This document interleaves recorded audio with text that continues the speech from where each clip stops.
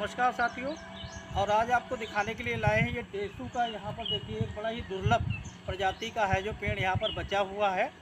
और ये टेसू का, इसको टेसू का फूल बोलते हैं और ये उत्तर प्रदेश का राजकीय पुष्प भी है। लेकिन आज है जो बहुत धीरे धीरे ये विलुप्त होता जा रहा है।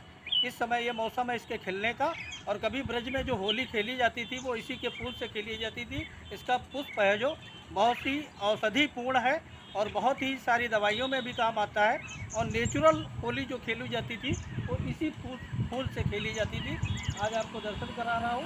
देखिए ये टेसू का एक ही वृक्ष यहाँ पर, ये कुतरा रोड पर है। कुतरा से बाकेगंज जो रोड जाती है वहाँ पर ये सड़क का निर्माण हो गया, काफ़ी पेड़ कट भी गए हैं, लेकिन ये अभी फूल का पेड़ यहाँ पर टेसू का बचा हुआ है।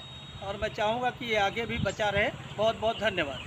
धीरे धीरे जोगी जी वाह जोगी जी, नदी के तीरे तीरे जोगी जी वाह जोगी जी कोई ढूंढे मूंगा कोई ढूंढे मोतिया, हम ढूंढे अपनी जोगनिया को, जोगी जी ढूंढ खिला दो जोगी जी।